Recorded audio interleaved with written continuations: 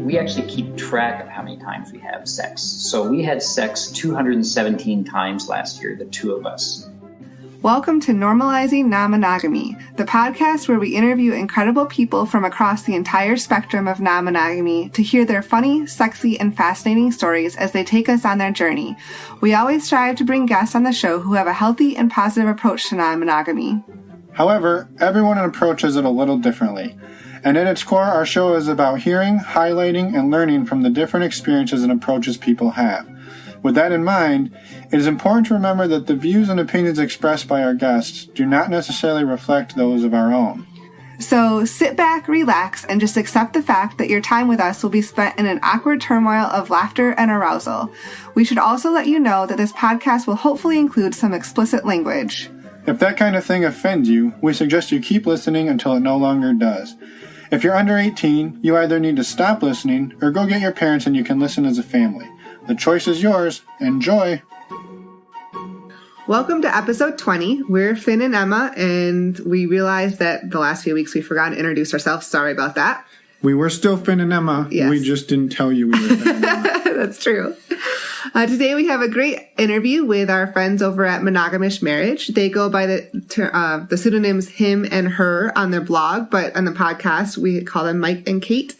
Yeah, they're really great friends of ours now. We met them a few months back when we first started doing this, and they're awesome people. They're fascinating people. Yeah. They're super positive. They have great energy. So you guys are going to love the show. Also, if you want to see some more of maybe what they look like, I really recommend heading over to Twitter and following them. They have some sexy pictures of both of them, so definitely worth checking that out. We'll put links to their Twitter in the show notes. Another thing was, right at the beginning of the show, we had that little clip about the 217, 218. 19, I think it's 19. I could be wrong. It could be 217. I don't know. We don't count. We both listen to it. I can't count that high. So anyway, we made reference to it, but then they were like, oh, we're going to talk about it, but we never talked about it. So if you want to hear the ins and outs of the data and how he kept the data, why, and all of the analysis behind it, we'll put a link to that blog post in our show notes as well, so you can dive into the numbers if you're a numbers people. Yes, exactly. And also we wanted to quickly mention, again, that we are going to Desire with Life on the Swing Set, November 3rd through the 10th. We're really excited for this trip. They offer a great open and accepting environment for the whole week. There's a lot of activities, and it's a really great time. So if you want to sign up, go to ssdesire.com. Yeah, they do a great job of throwing lots of activities, and this is the first year that they're allowing same-sex male couples. Yes. So there's going to be an awesome open group of people from all across the board. So yeah, we're really looking forward to it. Yep. One other quick note. Unfortunately, we mentioned a few weeks back that we had a new discount for everybody for STDtestexpress.com. Apparently, it seems as if they were acquired overnight, and they basically shut down their site. We're not quite sure of all the details. It's a little murky, but yeah, it's a bummer. We are working now with a website called STD Check, and links will be in the show notes in the bottom of your little podcast player. Or you can find them on our resources page. And just a quick note, the process is exactly the same as what we described with STD Test Express. Yeah, it's essentially exactly the same model. You sign up online, you go to like a Quest or a LabCorp, you get your test back in a day or two, and everything is pretty much easy peasy, lemon squeezy. If you want a $10 discount, use the links on our website. And we're working on trying to get that discount higher, but no guarantees right now since the relationship is pretty new with these guys. But seem like a great company, and we're excited to work with them and hopefully bring you some updates on that. Yeah, you can, again, reminder, find us on our website, normalizingnonmonogamy.com. So without any more rambling on, let's head over to the interview. Let's go. So you have chocolate on your face. Chocolate on my face? Uh-huh. And we were eating cookies before this. You guys went to the gym and we were eeating cookies. We had one cookie. We didn't eat multiple cookies. All right. Do you want me to start? Yep. That's rare. Okay. Thanks, guys, for joining us. We're excited to have you on. I think you're the first Canadian couple we've talked to, which is exciting. Do you mind giving us a little introduction of who you are and maybe age range and what you're... And maybe some of the things that you guys are into outside of the non-monogamy world, as much as you're comfortable sharing, and then we'll dig in from there. Right. So I'm Mike. And I'm Kate. And we write the Monogamish Marriage blog. Under the pseudonyms him and her. Yes. Awesome. Well, we will link to that and give you guys lots of credit for it, because you guys write some awesome articles. So thanks for doing that as well. Thank you. So you guys are both hobbyist writers, and based on your gym attire, gym aficionados and fitness gurus.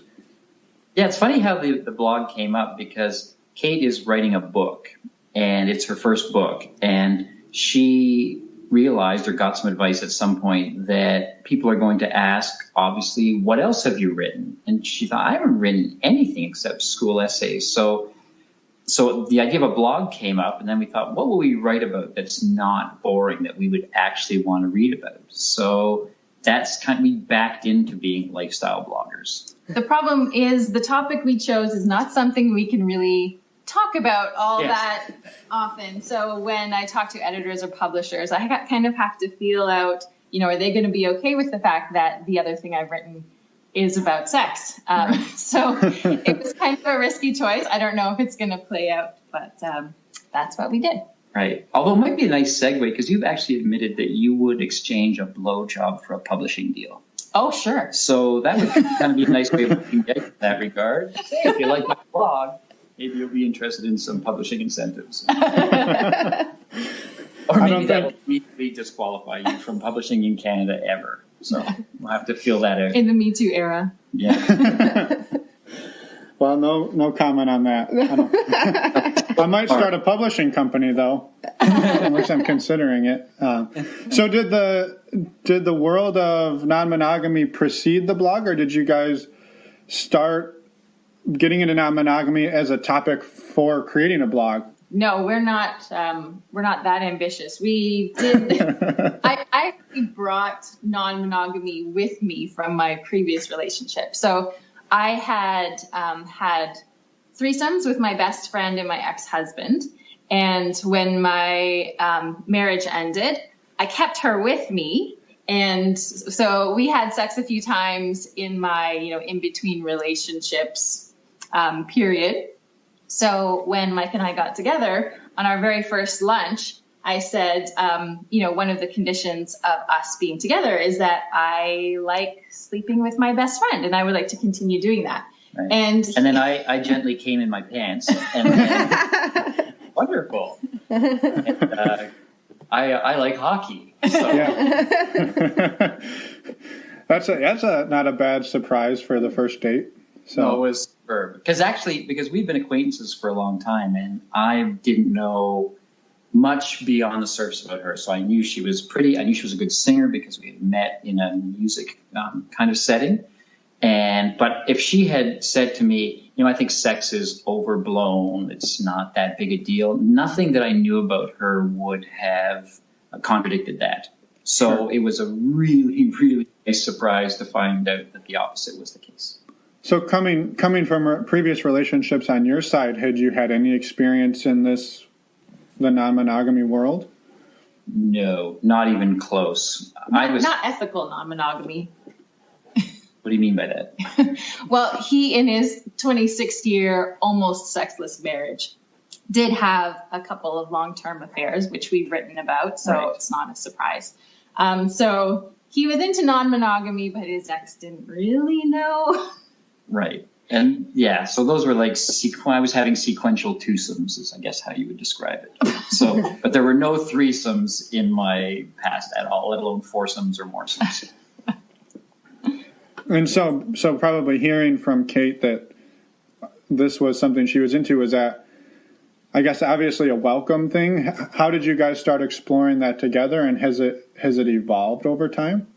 Well, it was actually more than welcome for me. It was because I had decided that if I was ever going to be in a long-term relationship, if I was going to leave my marriage, if I was going to start with someone else, that everything had to be on the table. So it's not that everything had to be permissible, but I had to be in a relationship where I felt like I could say literally anything. And not that she would have to do it, but that it would be something that we could talk about at least, because that was not the case in my marriage. So it was really good news for me. And so from there, it was just, we had all of our, I guess what poly people call new relationship energy. So we were enjoying each other a lot at the beginning and continued to. And we've got the numbers to back that up, which we'll probably get into later. But it was probably within the first year, I would say, that, probably a little bit less than the first year, when you talked about bringing your friend into our relationship. Oh, yeah. It was in like the first 4 months. Yeah, that sounds right. A couple months later, we went to a club for the first time. And then a few months after that, we went to Hito for the first time. So all within the first year of our relationship, we dove right in. Yeah. Right. So I'm curious, the name of the blog you write is the Monogamish Marriage, which would lend one to think that you guys are mostly monogamous with some blurred lines. Is that, it sounds like it's more than that, I guess, from what I'm hearing, even right out of the get-go, going to Hito, and to clubs and stuff is slightly more than just monogamish, I guess, depending on how you Also, they're define Dan it. Savage fans. Yeah. Right? Yeah, that's true. So that's where the word comes from, and we give him credit, like in the first blog. But as I mentioned, we actually keep track of how many times we have sex. So we had sex 217 times last year, the two of us. So I have not tallied up how many times we had sex with other people, but it wasn't even remotely close. So I think statistically speaking, the monogamish label actually fits really well. So we probably had sex with other people, I don't know, we had it 12 times last year? Maybe. Yeah. So it's under 10%. Yeah. Yeah. And I think, like most people, when you first get into the lifestyle, there's this enthusiasm to just experiment and try everything. And, when you first get onto a lifestyle website, you're on there all the time and you're constantly going on dates and meeting new people. And then gradually that energy kind of fades and you get back to real life and realize this can't be our priority all the time. We have jobs, we have kids, we have each other, and all of those things are way more important. So I think it's something that we were very enthusiastic about at the beginning. And then it's just kind of turned into something that's a part of our life, but not the biggest part. Right. But having said that, a super important part, like, I think if either of us went together and said, you know what, I'd like to not do this anymore. For one, it would mean the end of our blog, which has become like our little baby. So that would be hard.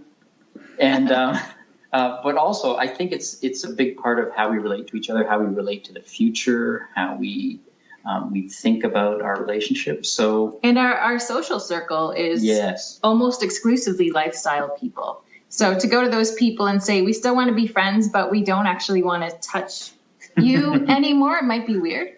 Right. So, well, you guys had started your relationship kind of with non-monogamy on the table, and you said you jumped in pretty quickly. So I think that kind of makes sense, that it was part of your relationship from the beginning. Why not keep going since it's working for you? Right. So it sounds like based on your friendship circles, you guys lean more towards making friends and having the benefits on the side. You're not necessarily like a one-off type situations. Is that pretty accurate? Absolutely. Yeah, we're definitely friends with benefits kind of swingers. And sometimes the benefits disappear and we're still friends with the people. So that's a priority. But if you took the sex out completely, it wouldn't be the same anymore. Like even though it's not the main thing, and if you looked at all the lifestyle activities, if you could somehow tally up the time spent, a small part of it's having sex, but if you took that small part away, the whole castle would collapse, I think, because it's the catalyst, I guess, for what we do. Yeah. So that's not part of your spreadsheet calculation within the other numbers? No, but I'm now thinking of adding another column based on this conversation. I wanted through intensive research. I wanted to ask too, you mentioned that, some of your relationships are started with friends with benefits and then the benefits disappear. Do you guys have any advice for how people can kind of handle that transition? If there's a case where you want to just move into the friendship realm, but the other people might not want to, and how do you handle those conversations? Well, it's interesting because we've had it work both ways. So that best friend who I came into the relationship with, she has since gotten married and her husband is not into non-monogamy. So we've had to, continue our friendship without the sexual aspect, which for a while was pretty important to us. But we're still really close. And when we hang out, there's still a lot of affection, and we still touch and hug and occasionally kiss. And when they come over, we swim naked in the pool. So it's kind of a wonderful, free-flowing thing where, the line does get drawn at sex, but there's still a lot of freedom between us, and we still love each other. And yeah, and we took it very well. Like, I don't think it was hard to take, and we're not immune to having immature reactions to rejection or even lack of enthusiasm from other people. But in this case, we really got that her husband's feelings about it, that they were legit, and the affection was still there. But we've had to make the same kind of transition with other couples. And I'm thinking of one couple in particular where it was a little bit tough, not terrible, not like there was a big showdown or that, but we started by just kind of avoiding situations that would lead to sex. We'd say, hey, let's get together on Saturday. And so we'd say, oh, let's go to this movie at 7:00. And it's late enough that it's easy at the end to say, hey, we're just going home now. So it's not, that's not directly addressing it like maybe mature adults would, but we did that. But eventually they kind of said something. Well, they said, so are you not swinging anymore? And we kind of said, well, we're taking a bit of a step back, which was true at that point. We were dealing with a couple of deaths in the family, and just a lot was going on. So we weren't actually sleeping with anyone else. So at the time it was true. And they just accepted that, and we've continued to be friends. But we've never been completely honest with them that we love you guys as people, but sexually it wasn't quite working for us. So we didn't have that painful conversation. We managed to kind of get around in a mostly honest way. Right. Yeah, I mean, those are very hard conversations to have, and I think it was a great question because I don't know that we know really the best way to handle that. I mean, I think every situation's different, and you just kind of have to feel it out. But, I mean, you want to be upfront with people for sure, but you also want to respect others' feelings. And I think you need to think about it from both points of view. And, if somebody were to tell you that, how would you want them to say that? And at the same time, you need to be honest about how you're feeling too. So, and I mean, it's dealing with rejection, right, in life, and it's not an easy thing, but it's something that, at least in non-monogamy, sometimes you do have to deal with, and monogamous relationships too. So, yeah, one of the things that I try to do at the beginning of a relationship, which I actually got from my business life. So, in a business situation, I'll often say to customers, we're the easiest company in the world to say no to. What I'm suggesting doesn't work for you, please don't work with us. Go find someone. And it makes it, I find counterintuitively that I get more business that way, because once people can let their guard down, that they know no is easy, they become way more open to yes. And I think in a lifestyle situation, I like to say, by the way, if at some point you're just not feeling it anymore, even if you don't know why, we're the easiest people to say no to. Just tell us. We won't be hurt. We won't try to talk you back into something that you're not enthusiastic for. And when we say that to them, what do they say next? They say, oh, and of course you can say the same thing to us if that ever comes. So there's at least it's on the table. It's not uncontemplated when it comes up. So that it isn't a perfect way, but it gets it into the conversation. Yeah, no, I think that's a really important point, and a good way to handle it is up front when you're meeting people, just put that on the table. Because, sexual chemistry is different for everybody, and you can love someone as a person, but then when you try to get in the bedroom with them, it just doesn't work. So I also wanted to back up a minute. You said, how long was it when you started, I guess you started a relationship and then you got into non-monogamy? When did you decide in that time frame to start the blog? The blog started 2 years and 3 months ago. So that would be probably about 3 years into it. Okay. So we banked 3 years of experience to draw from in our writing. Yeah, that's why I was curious. Like, how much experience did you have to start writing about? Right.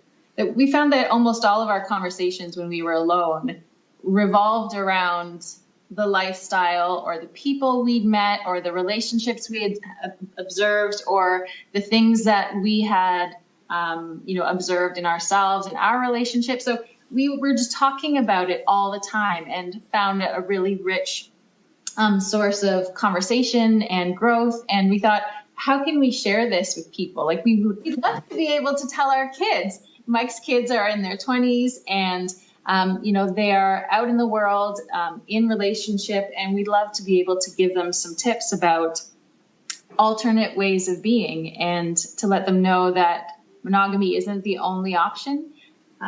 But we just didn't feel like we could tell them. So we thought, well, who else could we tell? We could tell strangers anonymously. So that's how it began. Right. On that note, are you guys out to anybody in your personal lives, or have you guys largely kept the two pretty segregated? Well, I'm a bit of a loose-lipped person, especially when So I've told more people than I probably should. So I'd say almost all of my friends know, and most of my siblings know. My kids don't, and my parents don't, and I would like to keep it that way.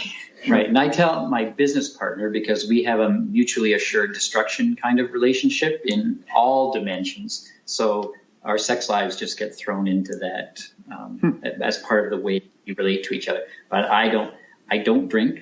And I'm very tight with information, so no one knows. Probably under would know.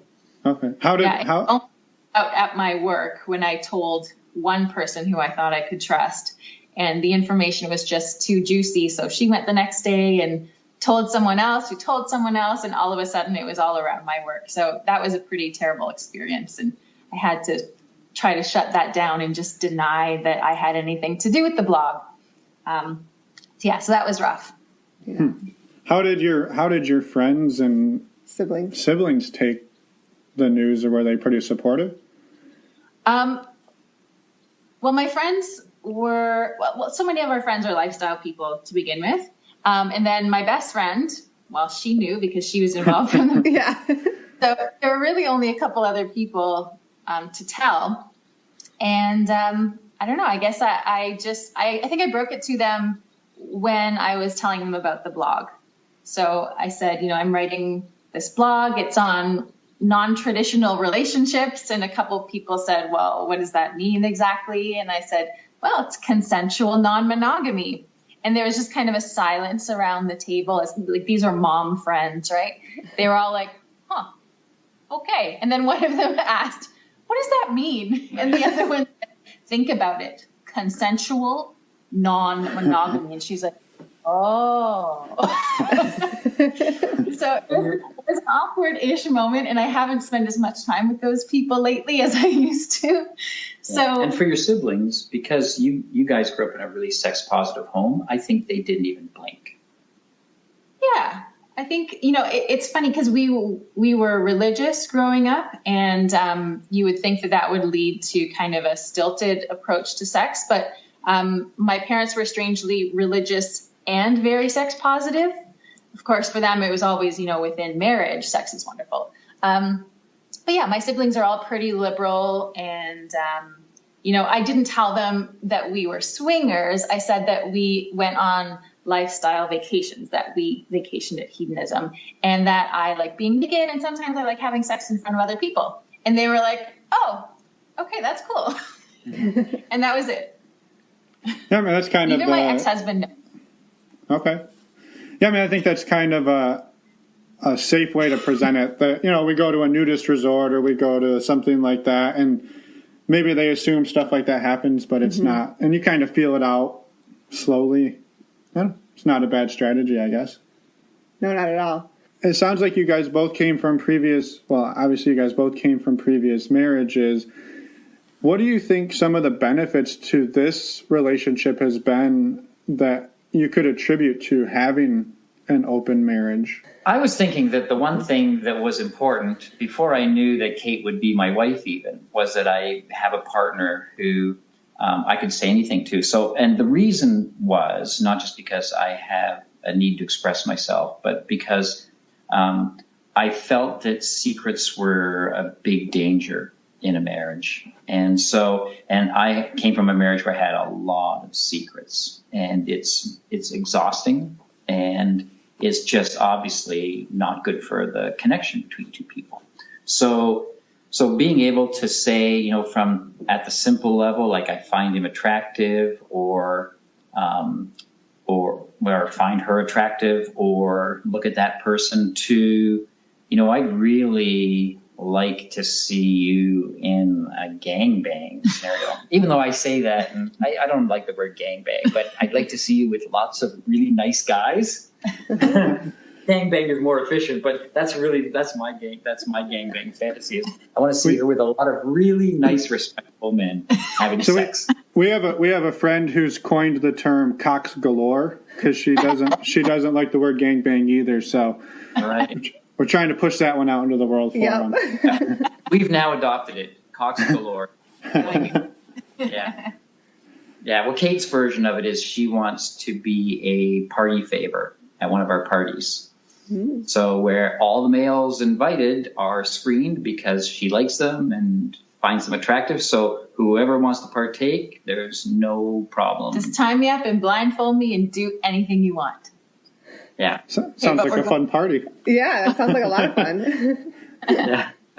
So now we're looking at each other and saying, what was the question? I know where we ended up. Well, I was going to say, so bringing that back, I guess, the question was about the benefits to your relationship, and you were going into the openness of conversation. I'm assuming that's not a conversation you would normally have with your spouse, that you wouldn't feel comfortable saying, yeah, no, I'd love to have a party where everybody has sex with me.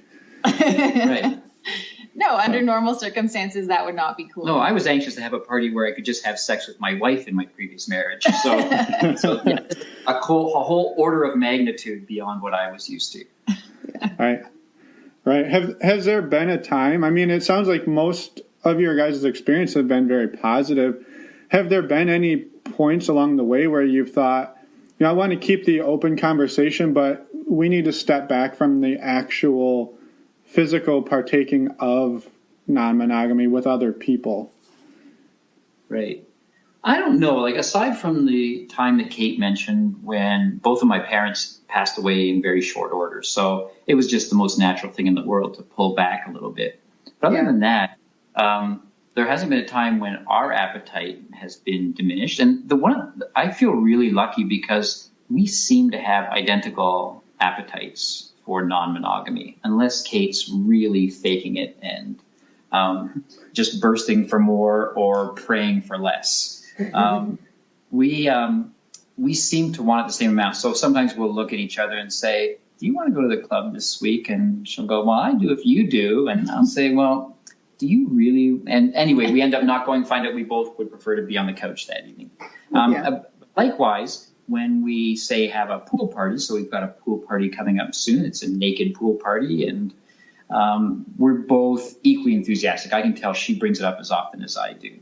But we have had some, speaking actually of those pool parties, we've had some negative experiences along the way, and it's almost like that freedom that you have in the lifestyle can bring out your best self, but we've definitely seen cases where it brings out a person's worst self as well. And sometimes in surprising ways. So we had a party where we had invited a couple who we really liked. He was so nice, and we'd met them at Hedonism and played with them a bit there. But after drinking a bit, he just did some inexplicable things. Like 3 different times he started to have sex with me without a condom.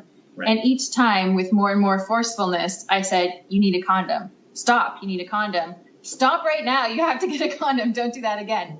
And he was going around like squirting lube on people. He was just being really weird. That's the inexplicable part. The no condom thing. I get it. It's terrible behavior, but I get it, what it is. But the lube thing, I was having sex with his wife. And so if you can picture us, we're kind of in a version of the missionary position. And he walks up behind us, and I'm aware of him in the periphery. And all of a sudden, I feel this wetness that's like no, she couldn't have squirted from that direction. It was, I turned around and it's him with like a ketchup bottle dispenser of lube, and he's squirting it, arcing through the air onto my ass and her private parts. And maybe he had something in mind. Yeah, can you imagine what he had in mind? I don't think Well, if he's squirting it on your ass. Oh, that he was thinking of joining in and making a threesome? Yeah, I don't think so. I think it was pure weirdness. Like in his drunken state, he somehow thought that was the coolest thing to do. So he was trying to be helpful, but not helpful at the same time. They're not invited to parties anymore. So, they got disqualified. Yeah, and then the no condom thing is so boorish. You wonder that you would have to explain that to any human being in the Western world. But Following up on the note you just said about condoms, how do you guys handle safety and safe sex in having an open relationship? Well, condoms are kind of non-negotiable for more casual hookups. The only time we made an exception was we had a male threesome partner who was actually an ex-boyfriend of mine, who we had an ongoing sexual relationship with for about 1.5 years. And so I really trusted him because I had dated him. He's also a doctor, and he's very concerned with health and cleanliness. So we just agreed that when it was the three of us, that we wouldn't have to worry about condoms with him. And he wasn't having sex with anyone else. And so there was that situation. So we're open to that happening again, because it's really nice with no condoms, but obviously it's really crappy having an STD. So I've never experienced it. I'm hoping never to. So, but if we can find a circumstance where we can draw the circle around 3 people or 4 people, and we know there's nothing else coming in from the outside, then we'd be open to it again. Well, that would be the ideal, right? To have another couple that you feel so comfortable and confident with that you could just have that freedom. But most of the time, it's not that way. So, right. It's never, ever been that way with anyone else. Right. Just that one person. Yeah, that would be our ideal. But anyway, it's not happened. So, so we use condoms every time. Sometimes that makes it hard for performance issues. When you're, you're a little worried about keeping hard, just that few seconds of having to reach for the condom and put it on can mean the difference between success and failure for the guy. I get that for a lot of men, it's not ideal. And I feel for them, but, we're not going to compromise on our safety. So I was actually thinking about this the other day. And one tip that I always had in the back of my mind was, if you're starting to get into this and you've maybe been with your partner for 20 years and you've never worn a condom for that long, and you're like, well, we want to start going down this road, like, start wearing them, start practicing with your partner, start getting used to it again before you're called up to the major leagues and you've got to perform for real. So I don't know. That was just something that popped into my head a couple of days ago, and I was like, I need to make sure I get that in on the podcast somewhere. So thanks for the opportunity. I gave the exact same advice to my teenage son. So he had been dating his girlfriend for like 1 year, and I was like, so condoms, you're going to need those. So I bought him a bunch, and I said, when you're alone in your room, doing what you do, try them on, make sure you know how to get them on, make sure you can, figure it out quickly and easily so that in the moment it's going to be easy for you to do. And he was mortified, of course, but I said, until it actually happens and he's like, oh shit, mom was right. She knows what she's talking about.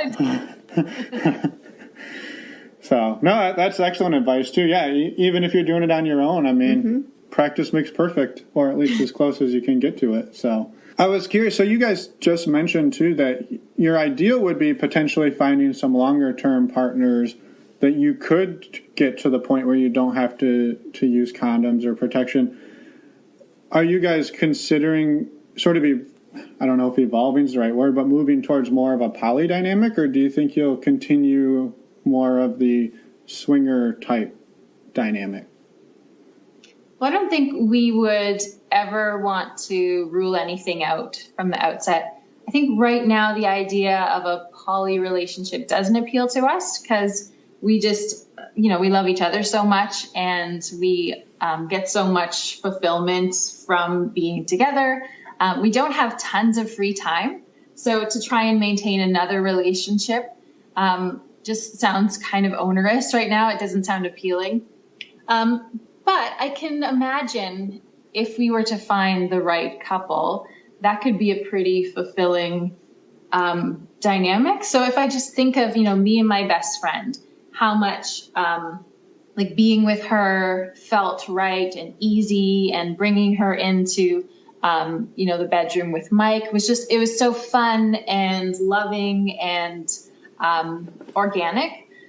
It would be pretty amazing to find that with another couple.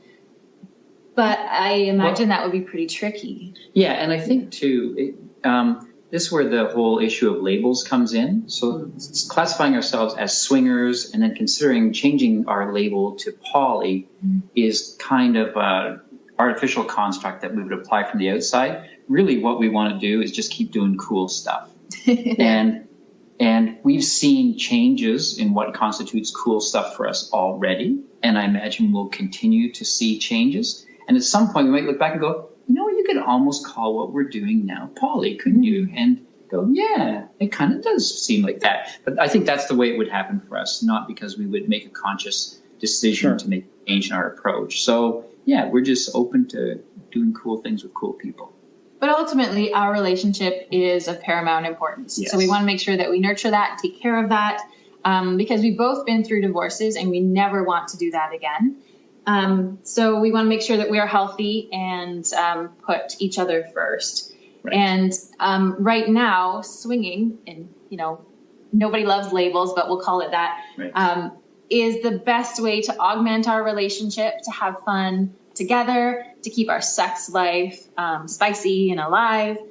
But at the end of the day, we're always with each other. We come home together and we do life together. So we don't really feel like we need any more, emotional augmentation. It's just the sexual excitement that is what we're after right now. And of course, with the benefit of liking people socially and having intellectual conversations and, being interested in their lives beyond just sexually. All of that. Yeah. Yeah. I think we completely agree on a lot of that it's, whatever happens, but for us, it's about meeting the right people, having the right, whatever dynamic it is forms out of that, and just take it as it comes. So that's... Yeah, I would completely agree. I wanted to touch on... Oh, sorry. Go ahead. Go ahead. No, if you had something to say, go ahead. Even on the practical level, we've met lots of people that we love and have had sex with, and I don't think we've had sex with anyone more than 3 times. Would you say that's the case? Yeah. So, and that just shows that often just the logistics are so hard to continue to find people that, that constant search in the lifestyle of, 2 people who find 2 other people equally attractive. Super hard to do that. Anyone who's dated one person knows it's hard to find one person you're attracted to. Right. So you take that difficulty, and then you get life schedules and geographic location. Then some people are awesome, and then they move around the world to a completely different place. And so you take all those things together. So even if we decided we want to be poly, we haven't been able to find even a consistent swinging experience, even though we've met lots of great people and had great connections. So the universe would really have to line up in a very specific way for that to even be possible. But we're open to it. Right. I was curious, along the lines of being open, it sounds like going into this, Kate had explored her sexuality some with having her best friend and also being married to a man. Has there been further exploration on either on Kate's behalf or on your behalf, Mike? Of what specifically? On the sexuality. So whether it's being bi-curious or bisexual or... Because it's like everything else, it's in the blog, which I'll just make a little sidebar for a second. We've sometimes shared the blog with people that we're going to get together with sexually. And I realize when we do that, we are sharing what is it now? it's about 100,000 words worth of our deepest, darkest secrets and experiences. The other couple just gets to know. And if we spent a week with them hearing every story they had, we wouldn't know as much about them as they know about us. Yeah. So the blog is kind of a place where we let everything out. And one of those things is kind of my bi curiosity. So it's interesting because, if you read about it, people say, or they used to say a lot, oh, bisexual males are just gay males who haven't fully come out to themselves yet. And I really get, and I've seen in other guys, a kind of a curiosity for certain kinds of experiences with another guy. Whereas if you said, well, what if you just went on a date with a guy and had full-on sex? I just feel like that doesn't actually appeal to me at all. Mm-hmm. But so the other side of putting a man's cock in your mouth, that's kind of sexy. Yeah, but then it's the right cock, like connected to the right man with the right energy and the right relationship. So I could we have gay friends, men that we think are just awesome, but I'm not sexually attracted to any of them. And the males I've been sexually attracted to are not the males I am aesthetically attracted to. So I can be walking down the street and go, holy fuck, that man is beautiful, but I'm not sexually attracted to him at all. I'm just aesthetically attracted. I just think bone structure, whatever is great. So, but there are specific situations where I feel that. And then the other thing that's really exciting for me in that regard is that it turns Kate on so much. So we're so used to men saying, so I think back to that Friends episode where they paid Rachel and Monica. Rachel and Monica. Oh yeah, the kiss. Yeah. The best. Right? And I feel like that was a big cultural moment. That was saying something out loud that hadn't been said out loud before in the culture. But for her, it works exactly the same way in reverse. Seeing two men together just turns her on like crazy, and that extends to me. So I have that kind of energy coming into the experience. So I've had some experiences with men, and that's a part that I'm excited about developing in the future. But it's very idiosyncratic in terms of how it happens. So I can give you an example if you want. Want an example? Sure. I don't think anybody would complain. Okay. So the threesome partner that we were talking about, Kate's ex-boyfriend. So we're kind of taking turns with her. So I'm in her, and then because my sexual fantasies are always super polite sexual fantasies, I'll say to him, hey, do you want to take a turn? And he says, no, you look like you're doing well. I said, no, you take a turn. So anyway, he takes a turn. It's also because you guys are Canadian and you can't just... Yeah. That's too nice. That's true too. Yeah, that niceness has permeated right through to my libido is super nice. But then at a certain point, I was stroking her clit while his cock was in her. So it was nice kind of touching his cock in a little way. It was like a super turn on. And then he started doing it while I was having sex with her. So I could tell he was enjoying the exact same thing that I was. We didn't say anything about it, like, hey, is this okay for you? It was just kind of happened in slow motion. And it was very, it's super low key. If you think of bi experiences, that's kind of one on the 1 to 100 scale of bi experimentation. Yeah. But it was beyond hot. It was super hot. I could tell it was for him. So I've done other things too. So I've sucked a man's cock before, but that little edging in carefully thing was hotter than sucking a man's cock. Just that little bit of contact. So I'm open to whatever form it takes, and because of my personality, probably an incremental approach like that is going to work way better for me. Yeah. Right. Well, I think it would be, if anybody was to ever come out and say, well, you've done that, so you're obviously gay. I mean, that's, for one, not that there's anything wrong with being gay, but it's clearly you have 217 data points from 2017 to prove that you probably enjoy having sex with women just as much, or probably more. Yeah. Right. And just getting back to the labels thing, too, I don't care. I frankly wish I was gay. I think I could get a lot of awesome sex if I was gay. But he has a great ass. But you do have a great ass, just chiming in there. It's been all over Twitter lately. Yeah, that's the 30 days of lingerie. Lingerie. Yeah. Well, no, I'm talking about your ass right now. So anyway, but it's but I don't care about labels. I don't care at all. I would have a gangbang with 5 men tomorrow if I thought it would turn me on more. It doesn't. So I just a cocks galore, by the way. So cocks galore. So I would do cocks galore, no problem. But it's not what I want at this moment. So yeah, I just do what I want. Yeah. No, I think that's an awesome attitude. Yeah, exactly. That's completely fair, and I think that's a great way to approach it. So, in fact, I think being gay is cooler. So I actually wish I was gay in that sense. I pay attention to how I dress, but I'd probably dress even better if I was gay. But I just don't meet the criteria at the moment. I know I probably would, but that's only because I couldn't dress any worse if I tried. So. That's just because you have 5 shirts. I'm half dressed. So. Oh yeah, Finn doesn't have any pants on. As usual. That's how we like him. Yeah, so if you're wondering where that scintillating energy in our conversation came from, you listeners, that's what it is.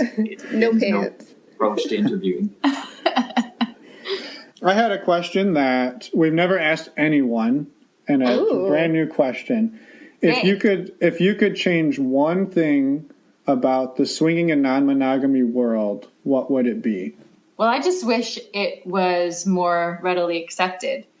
So I wish we could be honest. I wish we could tell our kids and our parents and not feel ashamed or fearful, because it's so healthy and it's so positive. And, people from the outside make assumptions about, maybe our relationship is in trouble, or maybe we have a sexual addiction, or maybe crazy, depraved things happen. But when you get to the inside, like so many things, you realize people are just people no matter where they are, and people are decent and kind and respectful, and that applies to the lifestyle as well. And so I just wish people could see it for what it actually is, and not make all these dirty assumptions about it from the outside, so that we could maybe proselytize a little bit more and let them know the good news that this thing exists and it's wonderful, and it doesn't mean the end of your relationship. In fact, it means, this kind of wonderful rebirth of your relationship. So yeah, I wish we could just tell more people. Yeah, and because we're writers, so I'm always thinking symmetrically. So now Kate just handled the external environment. What would she change about that in relation to swinging? So I'm thinking here, my mind is going, what would I change about within the swinging world? And honestly, I think nothing. Like, the fact that there are human beings who sometimes do dopey things like squirt lube on people in the middle of sex. If I said, I wish that would change, well, that just means I wish there weren't actual live human beings in the lifestyle. And because there are, our negative experiences are very, mild. They haven't been problematic. Sometimes they're just anecdotally funny, like the experience we had with that guy. And so I think inside the lifestyle, I wouldn't change a lot. It's been so fulfilling. And one of the ways that I would that's really measurable is to say, we had to, when we started our marriage, rebuild our social life. And so we had 3 things: very involved in the music world. So that was a potential source of friends. Very involved with my alma mater at university. So that was a real source of friends. And then the lifestyle. And when we compare where our social energies go, it's not even close. And we have friends from those 2 other worlds, but it doesn't compare even remotely to the number and the quality of relationships we've developed in the lifestyle. So, yeah, wish I could come up with something to change, but it's all good. Pretty content. Yeah. Well, I guess I wish we didn't have to worry about STDs. I wish we could just go around and lick and suck and fuck without actually having to think about condoms. Because that would make our cocks galore experience way easier. Yeah. Yeah, I can't argue with that. Exactly, I would agree. That would be really nice. Yeah, that's just a reordering of nature, so I don't think that's too hard. So we'll genetically modify the universe, and it'll be awesome. Yeah. You mentioned that your time spent in your 3-legged social group is heavily on your swinging side. Do you think that is, I don't know the best way to ask it, did that just develop naturally because that's where you guys seem to make the most genuine friends, or was there something else driving that? Well, I think, for someone like me who has trouble not being 100% honest all the time, it's wonderful to be in conversation with people that you don't feel guarded around, where you can start from a place of intimacy because you're already sitting across the table from people are non-monogamous. So they're already sharing some of their deepest secrets with you just by being there. So you can talk about sex and relationships. We can talk about the fact that, that we've been divorced, that Mike had an affair, and, we feel like there's less judgment. There's more open-mindedness, more understanding, which is not universally true, of course, but we've just found that the people we meet are so much more open, and we start from this place of connectedness and intimacy right from the beginning that, it would take you years to get there with vanilla friends. Never to get there. If you ever got there. Yeah. Right. So I just like that I can be 100% myself and not have to hide anything or be guarded at all with people we meet in the life. But it happened completely organically. We were open to friends wherever they developed, and they just all developed in one place. Not that we don't have friends in the other places, but there's no comparison. Sure. Yeah, and I think that's very true for us as well. See, when you start to make friends in this lifestyle and you truly find friends, you're like, wow, these friends are awesome. I want more of these types of friends. Not that I don't like my other friends, but I can now tell these guys anything and we can talk about anything. And it's like, well, that's what I want all my friendships to be. I wish my other friendships were like that. And then you're caught in that, like, well, do I tell my other friends? No. So, that I think it is. It just sort of, you start to gravitate that way, and it just becomes lopsided by just sheer convenience of meeting the people that you actually feel the most comfortable with. Right. And it gets pretty awkward when, with your vanilla friends, you start feeling like, I'd really like to touch her boob. It's just, they're not quite as open to it as lifestyle people are. And I frequently have that feeling, I want to touch her boob. So because she has feelings like that all the time. I can get away with it way more easily with lifestyle people. Yeah, for sure. I wanted to ask you, so, you guys have talked about your benefits to your relationship. I'm sure there's been a couple, maybe not, but I'm sure there may have been a few challenges that you've experienced. Do you have any advice for people, like, to deal with challenges they may encounter? Well, are you thinking of a specific kind of challenge? Well, I guess, have you guys experienced any hiccups or hurdles that you've had to overcome? And if so, how did you approach those, and how did you overcome those? Yeah, I can illustrate it with a story. So we had a party at our house, and we were well along the lifestyle adventure, and I was talking to a woman who I would say is not a type of person that I would normally be attracted to. But we got into this really interesting conversation about art and music. And we're walking around, and I said, oh, you know what? I'm going to get something from upstairs to show you. So I got something from upstairs to show her. She'd been wearing a towel. When I come back, the towel's around, not over her breast anymore. It's around her waist. And so just in slow motion, we end up in a sexual situation that was, for me, fantastic. It was the most organic sexual experience that I had in the lifestyle by far. And so then a friend came over and made the mistake of thinking, oh, there's Mike in a twosome. What could be more fun than adding my energy to it and turning it into a threesome? And it was over. So this magical moment was over at that point. But I was telling Kate about it after, and Kate was a little upset.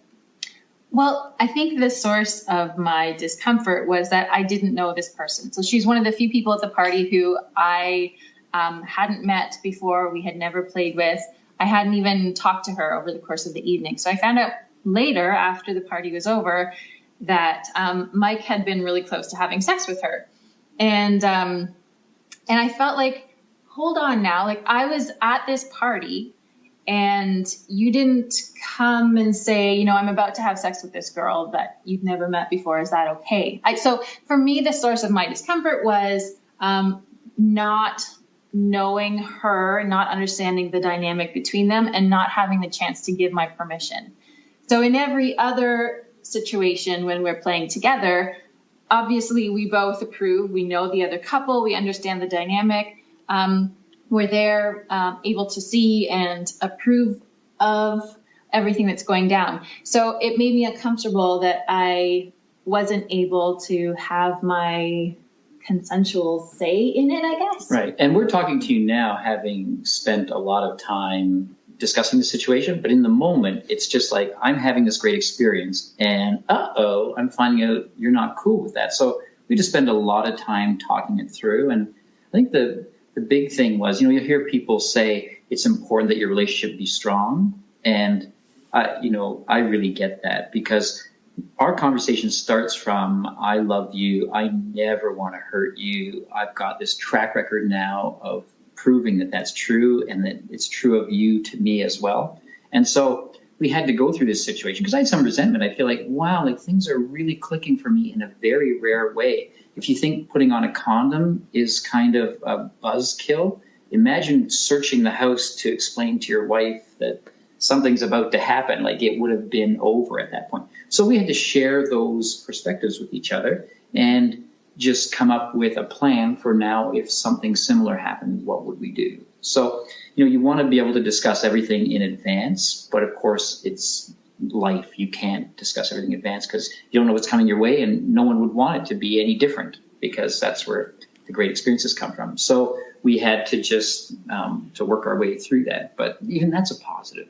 And I think one of the things that stood out from one of your previous interviews, I think it was with the swinging down under people, was that you have to kind of forgive each other in advance.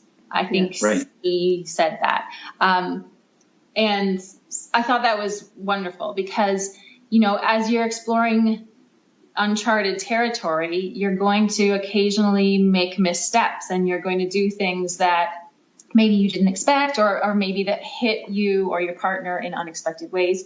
And you have to accept that risk at the beginning and be willing to work through it if there is any pain or jealousy, and forgive each other and move on, because that's just part of the package that you signed up for. Yeah, and because there is a way to guarantee you'll never, ever, ever be hurt. And that is to sit on the couch every evening and watch TV. And unless you take your choice of programs too seriously, you'll never, ever be hurt.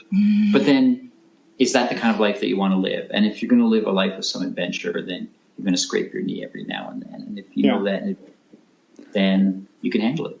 Yeah, absolutely. Just out of curiosity, for anybody who's maybe found themselves in that same situation that you guys did, or are concerned about that being a situation, what was your guys' resolution for that moving forward if either one of you found yourself in that situation in the future?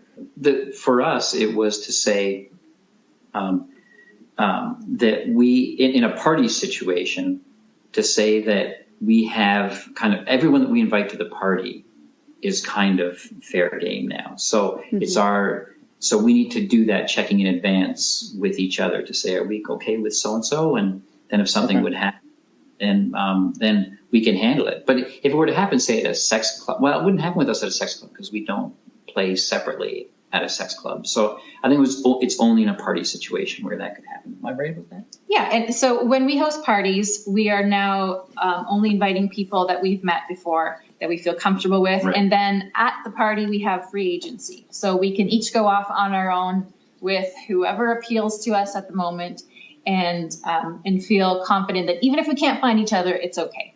Yeah, and we've even considered having a party with the awkward title of a free agent party. Mm-hmm. And so looking back at that experience that we had at the party that I was talking about earlier, where things were going so well with that woman, there was a problem because I knew that Kate wasn't attracted to her husband.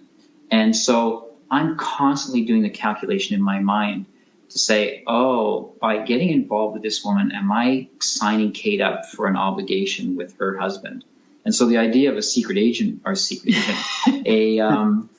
free agent party would be everyone knows, like if you're connecting with someone, it doesn't mean you can't have a foursome as two sets of couples, but it's just about you and that person, and that you're not signing up, because that's been a big thing. I know at sex clubs a lot. Someone's come on to me, and I'm just immediately, before I even respond to that touch, who are you with?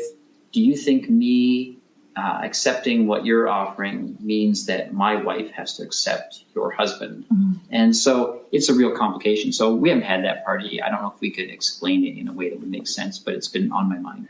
Yeah. And that's something that I've really enjoyed about having orgies or group sex is that pressure of a four-way connection is most of the time not there.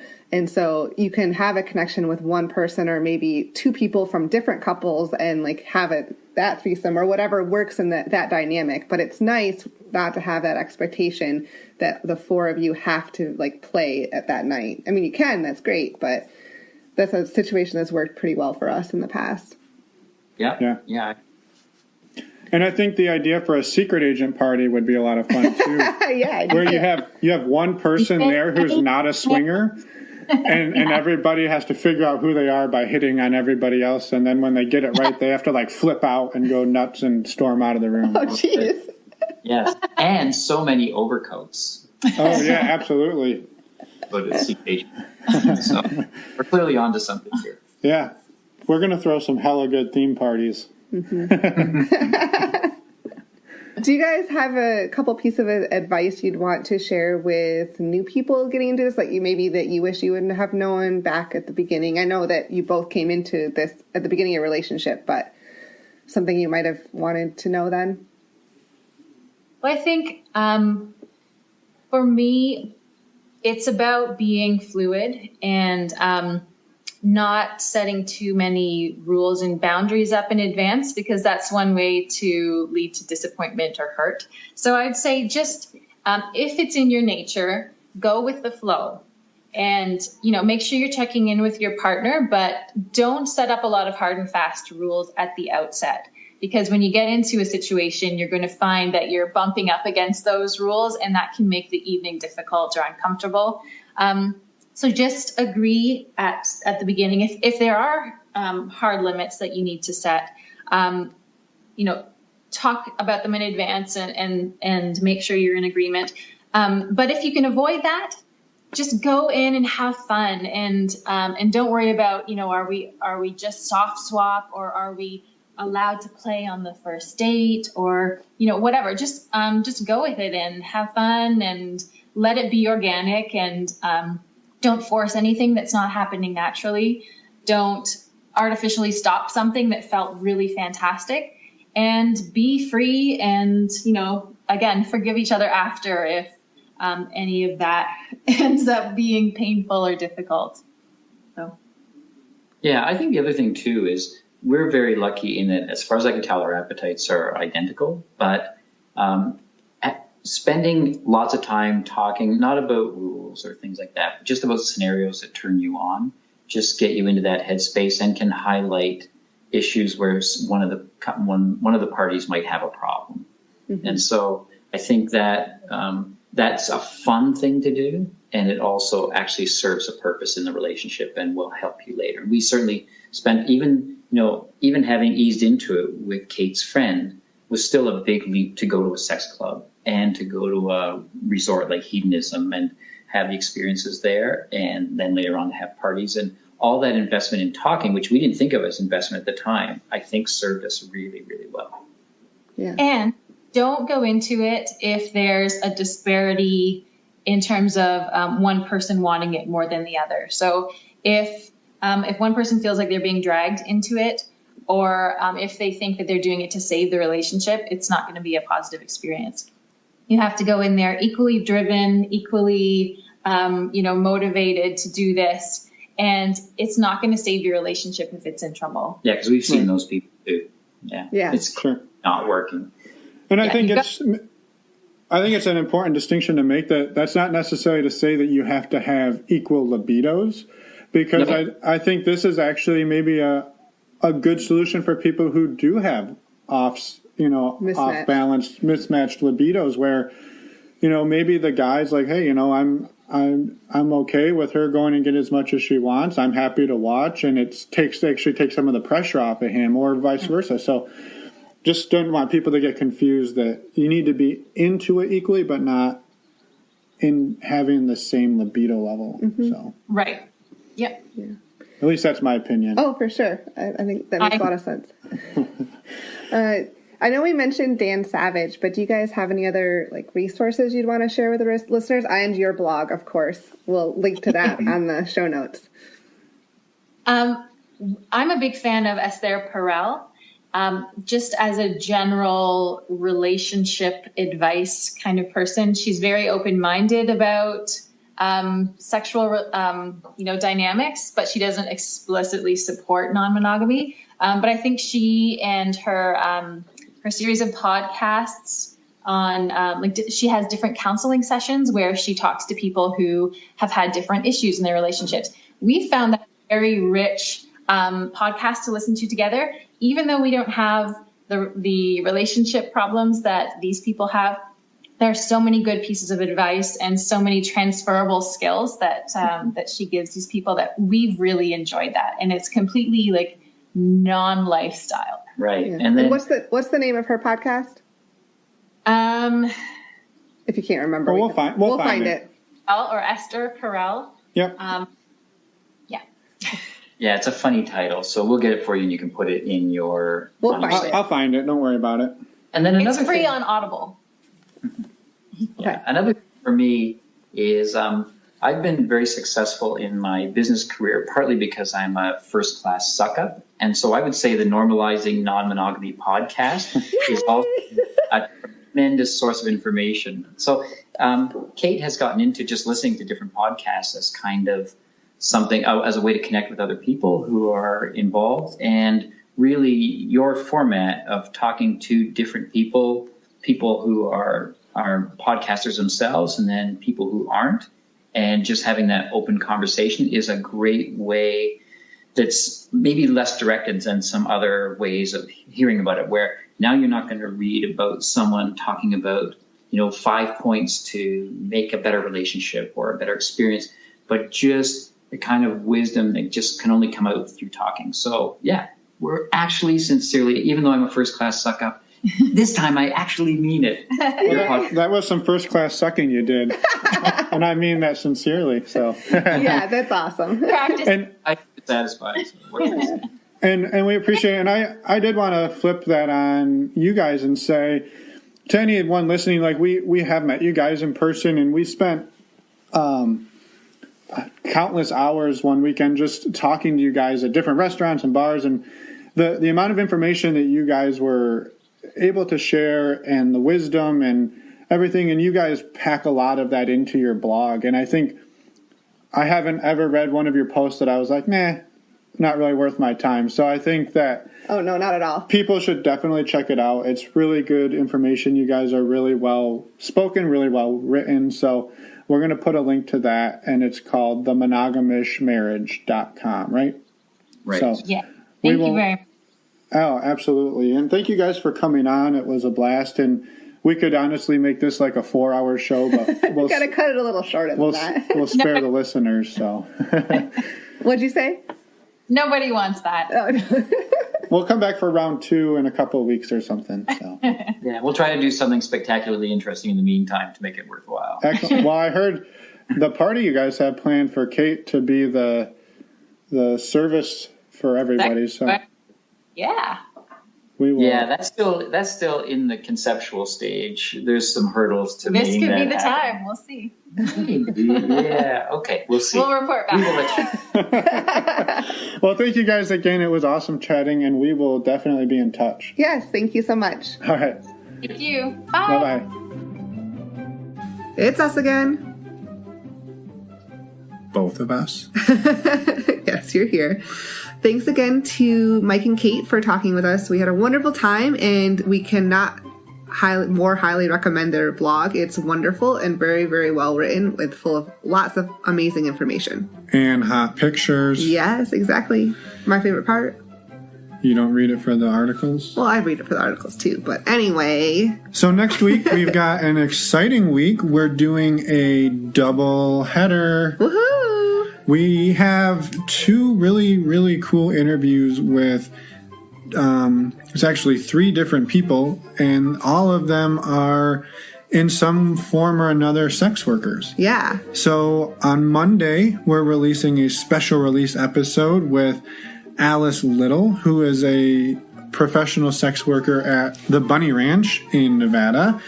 And the other one is with 2 sex workers who actually have just recently started a podcast. Yep, their podcast is called Two Married Sluts. Yeah, so Tristan and Bowie, they're fantastic people with lots of good information. So we will be talking to them on our normal Wednesday time slot. Yep, we are excited for both of those interviews. It should be a great week. It is going to be a badass week, and we look forward to Are you going to start singing now?